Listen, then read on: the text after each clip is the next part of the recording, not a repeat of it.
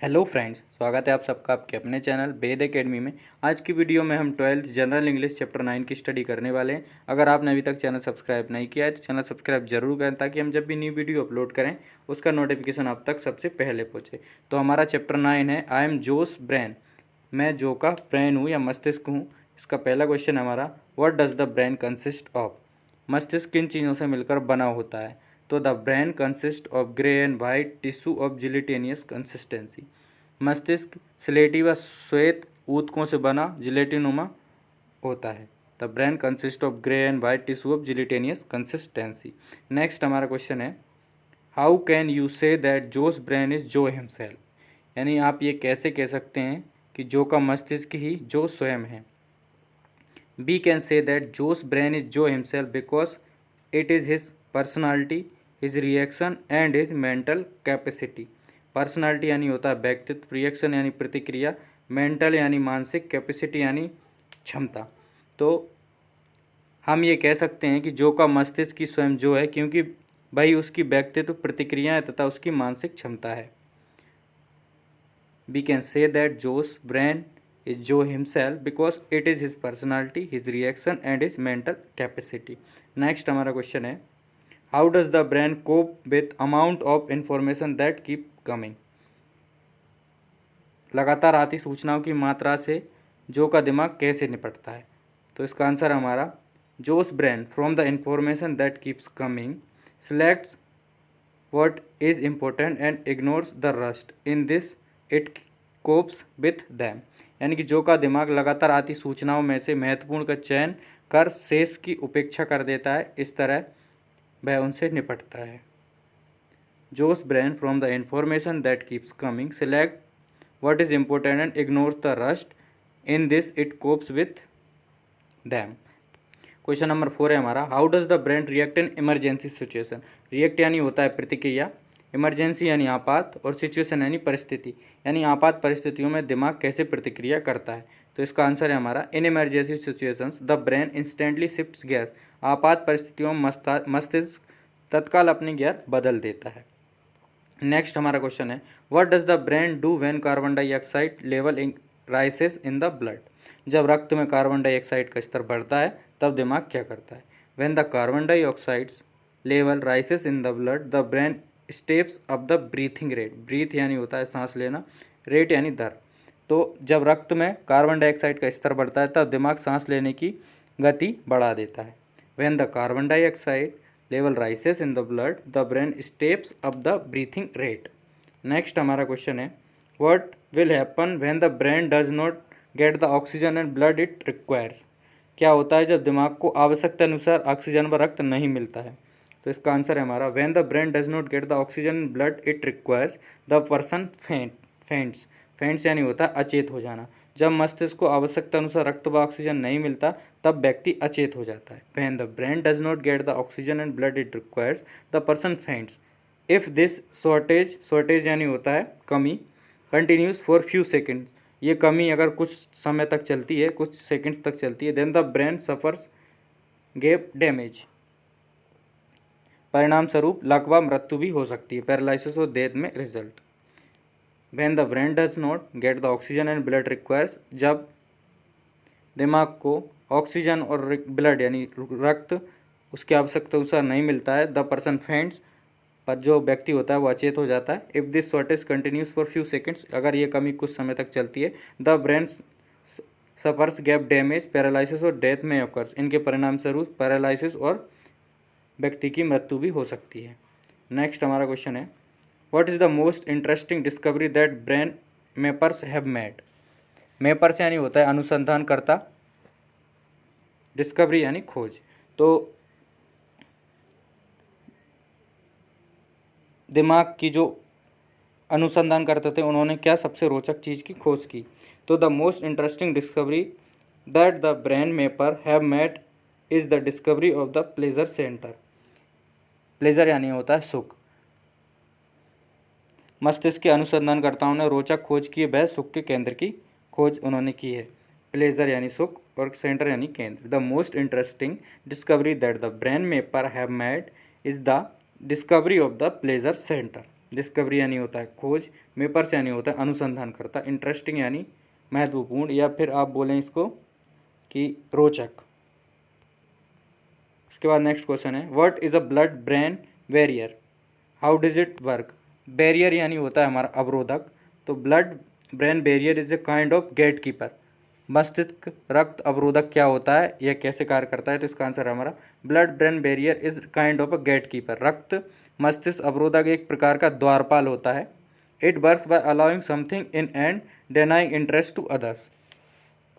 Barrier यानी अवरोधक होता है, डेनाइंग यानी होता है खंडन करना, इंटरेस्ट यानी होता है प्रवेश, यानी कि वह कुछ वस्तुओं को अंदर जाने की अनुमति देता है, वहीं कुछ को प्रवेश मना कर देता है। जो इम्पोर्टेंट थिंग्स होती हैं उनको एंट्री देता है और जो वेस्टेज होता है उनको रोक देता है। It work like a gatekeeper, gatekeeper की तरह काम करता है।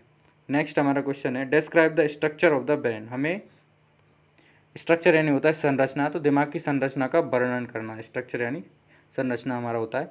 तो इसका आंसर है हमारा the structure of the brain is like a piece of sward from a lawn with the waffling intertwining of roots. Intertwining यानी होता है जड़ों की परस्पर क्रिया, वेफलिंग यानी होता है चौंकाना। तो दिमाग की रचना घास के मैदान के टुकड़े जैसी हो जिसमें जड़ें भ्रमित कर देने वाले ढंग से आपस में उलझी होती हैं। The structure of the brain is like a piece of sold from a lawn with the baffling intertwining of roots. Root यानी जड़ होता है हमारा। तो दिमाग की रचना घास के मैदान के टुकड़े जैसी होती है जिसमें जड़ें भ्रमित कर देने वाले ढंग से आपस में उलझी होती हैं। Next, how does the brain make up for its inability to reproduce.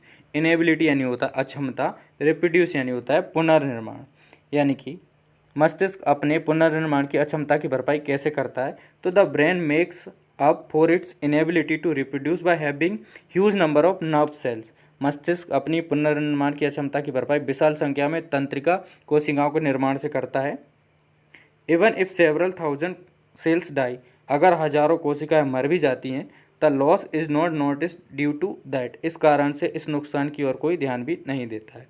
The brain makes up for its inability to reproduce by having huge number of nerve cells. Even if several thousand cells die, the loss is not noticed due to that. Next हमारा question है, what happens when a large number of brain cells are destroyed. destroyed यानी होता है हमारा ख़त्म कर देना या नष्ट कर देना। तो when a large number of brain cells are destroyed,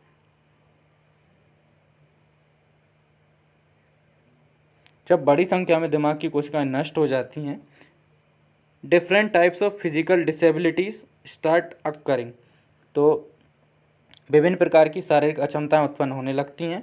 the senses like smell, taste और हेयरिंग डेमिनिश, यानी कि सूंघने, स्वाद या सुनने की संवेदन कमज़ोर पड़ जाते हैं। The person might have difficulty in remembering facts, यानी व्यक्ति को तथ्यों को याद रखने में भी प्रॉब्लम होती है। What happens when a large number of brain cells are destroyed? क्या होता है जब बड़ी संख्या में दिमाग की कोशिकाएं नष्ट हो जाती हैं। When a large number of brain cells are destroyed, जब बहुत बड़ी संख्याओं में ब्रेन सेल्स डिस्ट्रॉय होती हैं, different types of physical disability start occurring, बहुत प्रकार की शारीरिक अक्षमताएं पैदा होने लगती हैं। द सेंसेस, जो हमारी संवेदन होती हैं, संवेदन क्षमताएँ होती हैं वो कम होने लगती हैं। लाइक स्मेल नहीं कर पाते हम, टेस्ट किसी चीज़ का नहीं कर पाते और सुनने में भी प्रॉब्लम आती है। Hearing diminish, the person might have difficulty in remembering facts, जो पर्सन होता है उसको चीज़ों को याद रखने में भी प्रॉब्लम होती है। नेक्स्ट हमारा क्वेश्चन है, explain the storage system of the brain. Storage यानी होता है भंडारण, तो हमें यहाँ पर मस्तिष्क की भंडारण व्यवस्था का वर्णन करना है। तो इसका हमारा आंसर है,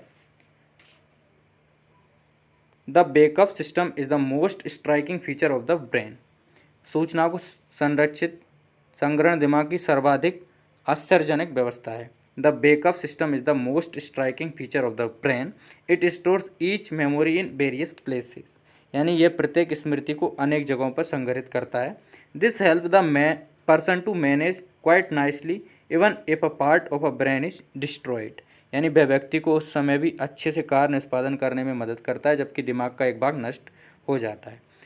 explain the storage system of the brain, हमें ब्रेन का स्टोरेज सिस्टम समझाना है। तो the brain backup system is the most striking feature of the brain, यानी सूचनाओं के संरक्षित संग्रहण दिमाग की सर्वाधिक आश्चर्यजनक व्यवस्था है, यानी कि जो हमारी इन्फॉर्मेशन होती हैं उनको स्टोर करने की जो व्यवस्था है वो सबसे अच्छी व्यवस्था है। It stores each memory in various places, यह एक ही मेमोरी को बहुत स्थानों पर सेव कर लेता है। This help the person to manage quite nicely even if a part of the brain is destroyed, यह व्यक्ति की उस समय भी अच्छे से कार्य निष्पादन करने में मदद करता है जबकि दिमाग का एक भाग नष्ट हो गया हो। डिस्ट्रॉयड यानी होता है नष्ट हो गया।